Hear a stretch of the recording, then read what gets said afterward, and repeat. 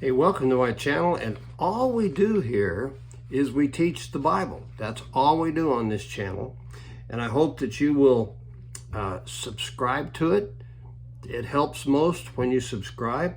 Hope you push the bell so you get notified every time I put something out. Something will come out every day. And give me thumbs up, make comments, and share this video with someone else. Again, we teach the Bible here. That's what we do. And these are some power verses for the day. And this is for Saturday, August the 7th, 2022.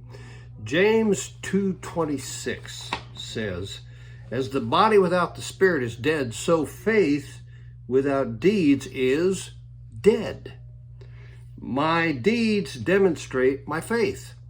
If I'm standing in the road and a bus is headed directly for me and I let it hit me, I didn't have faith that it was going to hit me. I didn't believe it was going to hit me because my deeds demonstrated what I believed. That's how faith works. Your deeds demonstrate your faith. If I move and avoid getting hit, I believed it was going to hit me. That is a deed of faith. Some people see a conflict between what James says about faith and what the Apostle Paul says about faith.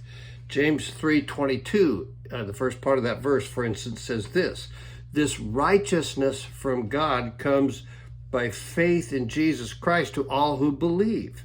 Righteousness comes from Christ to us by faith, not by works of law, but by faith. That's a big deal in the book of Romans. That's a big deal in the New Testament. Is James in conflict with Paul on faith because James teaches that faith shows up in your deeds? Is there a conflict between the two? Romans 1:5, New American Standard Bible translation says this, "Through whom we have received grace and apostleship to bring about," listen to this, "the obedience of faith among the Gentiles for his name's sake." Paul's mission was to bring the Gentiles to obedience of faith. 5th verse in the book of Romans states that. And it really sets the tone for the book of Romans.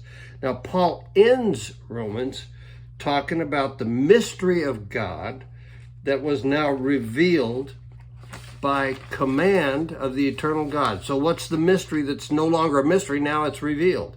Romans 16:26b says this, "has been made known to all nations, leading to obedience of faith." Obedience of faith in Romans 5 and 16:26 is the precise same Greek words. Have obedience of faith at the beginning of Romans, obedience of faith at the end.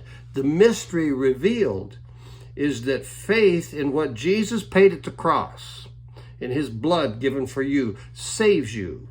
And such faith is an obedient faith. In other words, it shows up in your deeds.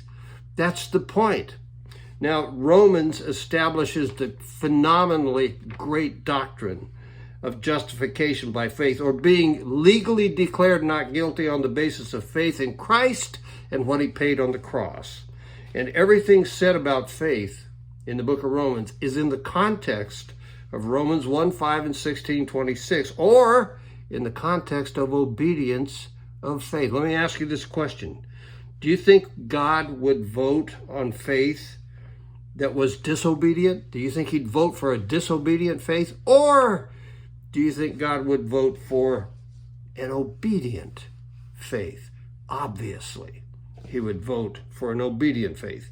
So his call for us, for all Christ followers, is to have an obedient faith, a faith that shows up in our deeds because we trust Jesus.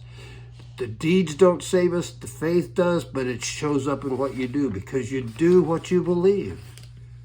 So I hope that's helpful to you. Bless your heart. Have a great day, and I'll talk to you tomorrow.